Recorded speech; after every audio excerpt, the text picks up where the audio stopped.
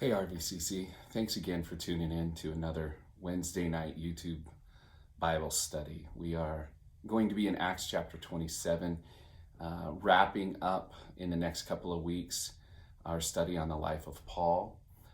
So if you want to grab your Bible and turn to Acts chapter 27, that would be great. In the meantime, just want to let you know how much we love you all, how much we care about you all, how much we enjoy worshiping together, in being connected in community. And we're so grateful for how God has brought us all together, even during the last year, which is very unique and confusing and frustrating. I just want you to know how much your faith has inspired all of us, and your continued commitment to Jesus, even during the most interesting of times, is fantastic and encouraging. So in the meantime, we look forward to seeing you whenever we can at whatever services or small groups that we have. Don't forget, small groups are starting this coming Sunday, and we're looking forward to that. We also have services at 9 a.m. and 10:45 on Sunday morning, and we're going to be looking at the story of Jesus calling his first followers, and we will no doubt be encouraged by that. Well, this evening, as we make our way to Acts chapter 27, remember, as we've been looking at the life of Paul, we're at a place where we are nearing the end of his story. Basically, he has been imprisoned for 2 years in Caesarea, and he is being transferred to Rome at his own request. He desired to make his case and appeal to Caesar, and we're going to see part of that journey this evening. Don't forget that when Paul gets to Rome, he'll be under house arrest there for quite some time, and while there, that time won't be wasted. He will continue to encourage the church through letter writing. We'll talk about that next week, and we'll be amazed at the epistles that Paul wrote while he was in prison. In the meantime, Acts chapter 27, in verse 1 it says, "And when it was decided that we should sail for Italy, they delivered Paul and some other prisoners to the centurion of the Augustan cohort named Julius."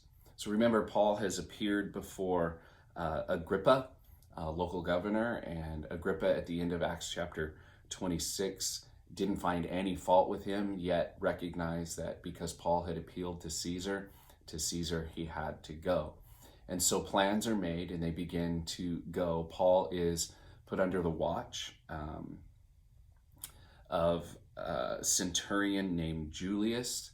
We're told in Acts chapter 27, verse 1, that he was of the Augustan cohort. It means this, that he was revered and respected. And we're going to see some things throughout Acts chapter 27 that will confirm just that. It says in verse 2, "And embarking in a ship of Adramyttium, which was about to set sail to the ports along the coast of Asia, we put to sea, accompanied by Aristarchus, a Macedonian from Thessalonica." Remember, Luke is writing this account. He is the one who authored the book of Acts, and he makes mention of a lot of details, including where the ship was from, the route that they were going to go, and who had come to join them on their journey. We're told of Aristarchus, one who would be an encouragement to Paul. Verse 3, it says, "The next day we put in at Sidon, and Julius treated Paul kindly and gave him leave to go to his friends and be cared for." So they port at another city called Sidon, and this Roman centurion, who is both revered and respected, we start to get some insight into why. Because he treats Paul with kindness and allows Paul, while he's in Sidon, while the ship is ported, he allows Paul to get off the ship and go visit some of his friends. Again, just a generous and kind, even somewhat unexpected moment as we study the scriptures. I don't know about you, but I'm often surprised at how often we come across things that we didn't necessarily think that we would see. In this case, a Roman centurion showing kindness to the Apostle Paul in a way that's not necessarily the norm and is somewhat surprising. It says in verse 4, and putting out to sea from there, we sailed under the lee of Cyprus because the winds were against us. I'm just going to let you know now, I'm not a sailor. I'm not an expert in sea voyages, and we're going to get in all of Acts 27 a large number of details about how they sailed and where they were going and what they needed to do. And I just trust that for those of us who are interested, maybe it would, cause us to do some more research and study on sailing techniques. It's no doubt interesting, but I think what we need to understand as it relates to the life of the Apostle Paul is we will see that the journey to Rome was arduous, it was dangerous, it was frustrating and very difficult. And so with that in mind, even as we make our way through, let's keep an eye on the results in Paul's life of the presence of Jesus in his life, because I think they'll be encouraging, even inspiring. It says in verse 5, and when we had sailed across the open sea along the coast of Cilicia and Pamphylia, we came to Myra and Lycia. There, the centurion found a ship of Alexandria sailing for Italy and put us on board. So they changed ships, and we sailed slowly for a number of days and arrived with difficulty off Sindus. And as the wind did not allow us to go further, we sailed under the lee of Crete off Solomon.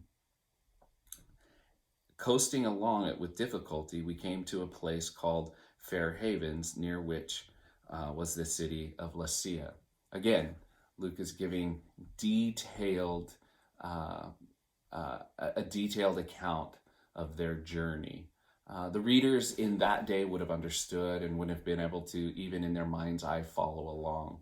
I think for you and I, even if we took some time, we grabbed out a map of ancient sea routes, we'd be able to do the same thing.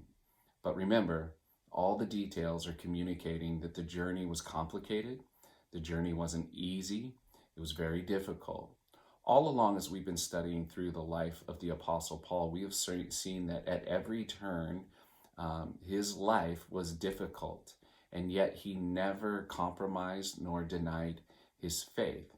It's worth keeping that in mind. Even as we may face light and momentary afflictions, it's important to be inspired by the people from the past, the people whom Jesus indwelt and then worked through, can be an encouragement to us. And I hope that even as we see some things with the Apostle Paul tonight, we'll be encouraged in the same way. It says in verse 9 of Acts 27, since much time had passed and the voyage was now dangerous because even the fast was already over, Paul advised them, saying, Sirs, I perceive that the voyage will be with injury and much loss, not only for the cargo and the ship, but also of our lives. But the centurion paid more attention to the pilot and to the owner of the ship than to what Paul had said. And because the harbor was not suitable to spend the winter in, the majority decided to put out to sea from there on the chance that somehow they could reach Phoenix, a harbor of Crete facing both southwest and northwest, and spend the winter there. Again, lots of details.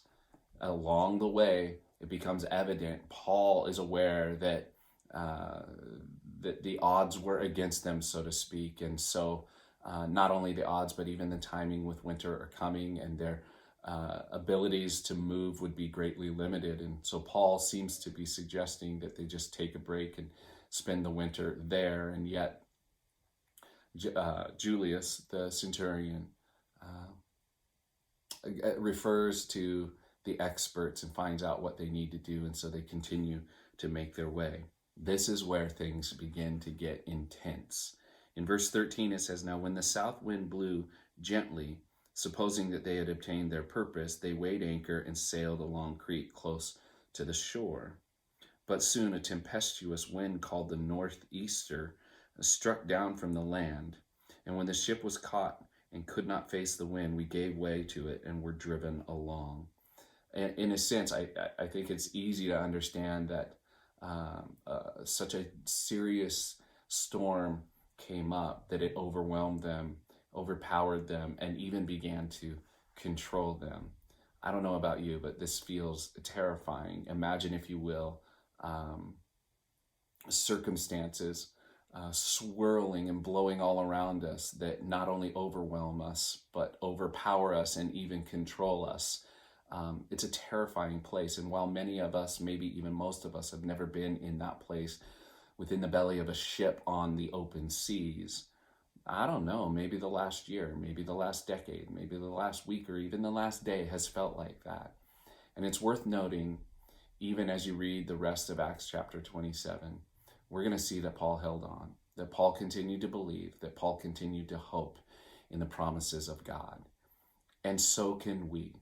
No matter what it is that we're facing, no matter how fierce the winds around us or even in our faces are, we can always take hope in the reality that within our lives dwells the reality of the one who calms the wind and the waves.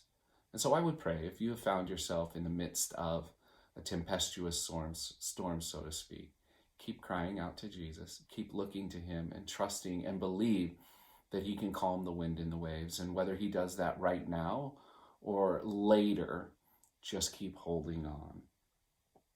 It says in verse 16, running under the lee of a small island called Cauda, we managed with difficulty to secure the ship's boat. After hoisting up, they used supports to undergird the ship. Then, fearing that they would run aground in Syrtis, they lowered the gear and thus were driven along. Since we were violently storm-tossed, they began the next day to jettison the cargo, and on the third day they threw the ship's tackle overboard with their own hands. When neither sun nor stars appeared for many days and no small tempest lay on us, all of our hope of being saved was at last abandoned. See, Luke is mentioning what he had been seeing and witnessing, that the ship's crew had completely given up and even were trying to make a way to rescue themselves with a life raft, so to speak. And we're left at the end of verse 20 of Acts chapter 27 with the sense that all hope was lost and maybe it was all over. Everyone had given up, and maybe this would be the way Paul's life is ended. And yet it's important to remember that according to Acts chapter 23 in verse 11, God had appeared to Paul in a vision and encouraged him to be courageous because God would see that he would witness before Caesar.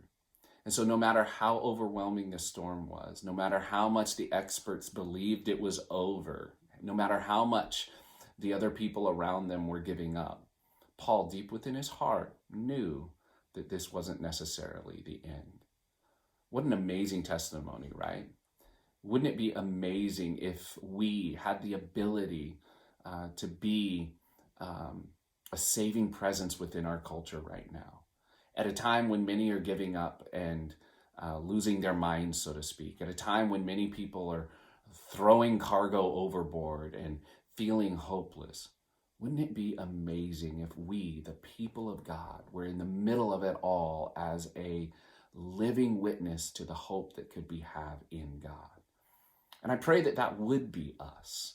And so that requires that we remember the promises of God, that just like God had assured Paul that he would appear in Rome before Caesar, we can remember this, that same Paul would later write that he who began a good work in us, according to Philippians, will be faithful to complete it. And so we know that today may not necessarily be the end of all things, and it is most definitely another opportunity for us to be a preserving, saving, hopeful presence in a time of great turmoil. May that be you and I. May we be a people who hold on to God's promises. May we be a people who are firm in our faith. May we be a people who are confident in our convictions, that we might actually lovingly manifest hope to the world. Give out the love of God to the world.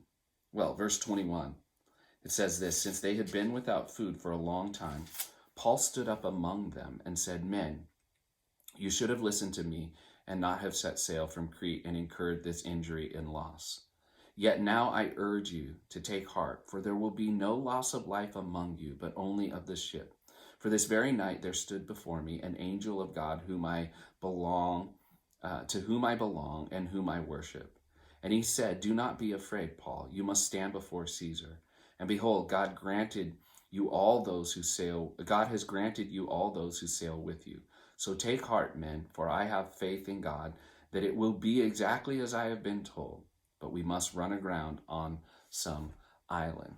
So when all hope is lost among the ship's crew, Paul stands up, and emboldened by the promises of God and even the presence of God's angel, he encourages the crew not to lose hope, not to give up. He gives them confidence based on his faith and his testimony. And I think that's a fantastic thing, that even in the midst of the most tumultuous storm, we can still be a witness about God's faithfulness, about his presence, and about his glory. My hope and prayer is that we would be able to do so confidently, boldly, but even from a place of informed conviction and commitment, that it comes from a place of us spending time in God's presence and hearing his heart, not only for our lives, but also for the world. I don't know about you, but that's one of my biggest challenges. I want to spend time in God's presence so that I might hear his heart as it relates to my life and my comfort and my circumstances. And quite often, while that happens, I still need to sit and stay and even meditate so that I might be reminded of God's bigger picture for the world, that is not just about me, but most definitely includes me. And there I'll find confidence and conviction that I might actually be able to stand up in the midst of a hopeless crowd and communicate the grace, the mercy, the love, and the kindness of God for them and to them. Verse 27 goes on. When the 14th night had come and we were being driven across the Adriatic Sea, about midnight the sailors suspected that they were nearing land. So they took a sounding and found 24 fathoms. A little farther on, they took a sounding again and found 15 fathoms. And fearing that we might run on the rocks, they let down 4 anchors from the stern and prayed for day to come. So the experienced sailors are sensing that they were getting close and they needed to take precaution. And they prayed that day would come. We're not told who they prayed to. We're not even told how they prayed. We're just told that when their lives were on the line, they prayed. And, verse 30, as the sailors were seeking to escape from the ship and had lowered the ship's boat into the sea under the pretense of laying out anchors from the bow, Paul said to the centurion and the soldiers, "Unless these men stay in the ship, you cannot be saved." Then the soldiers cut away the ropes and the ropes of the ship's boat and let it go. In a sense, this Julius, the centurion, and the other soldiers put all their eggs in Paul's basket. Paul lets them know that according to the vision that he had gotten, that he had received from God, they all had to stay. And so a decision is made to trust, if you will, in Paul's God. And they cut the ropes. They eliminate any opportunity to do anything other than hope in the God that Paul was proclaiming. That's fantastic. It's an amazing, amazing moment. As day was about to dawn, in verse 33, Paul urged them to take some food, saying, "Today is the 14th day that you have continued in suspense and without food, having taken nothing. Therefore I urge you to take some food, for it will give you strength, for not a hair is to perish from your head of any of you." And when he had said these things, he took bread, and giving thanks to God in the presence of all, he broke it and began to eat. Isn't that a fantastic line? Isn't that an amazing piece of scripture that seems to indicate that there was something more than just passing out food going on? That for Paul, there was a remembering of the grace of God, the reality of all that Jesus had done, and hoping in his ability to not only save them and forgive them, but even preserve them. Then they were all encouraged, verse 36, and ate some food themselves. We were all 276 persons in the ship. That's a lot of lives. And when they had eaten enough, they lightened the ship, throwing out the wheat into the sea. So again, they keep doing whatever they can to give themselves a fighting chance of survival. Verse 39. Now when it was day, they did not recognize the land, but they noticed a bay with a beach on which they planned, if possible, to run the ship ashore. So they cast off the anchors and left them in the sea, at the same time loosening the ropes that tied the rudders. Then hoisting the foresail to the wind, they made for the beach. But striking a reef, verse 41, they ran the vessel aground. The bow struck and remained immovable, and the stern was being broken up by the surf. The soldiers' plan was to kill the prisoners lest they should swim away and escape, but the centurion, wishing to save Paul, kept them from carrying out their plan. He ordered those who could swim to jump overboard first and make for land, and the rest on planks or on pieces of the ship. And so it was that all were brought safely to land.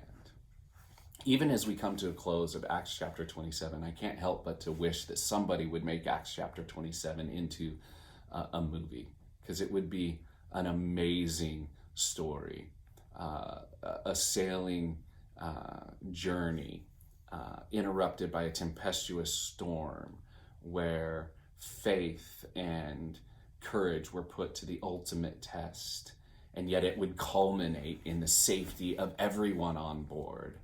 And I would hope that somebody would make that movie in such a way that in the end of the movie, it was clear that God would get glory because of Paul's faith, and how the faith of one man actually affected the many.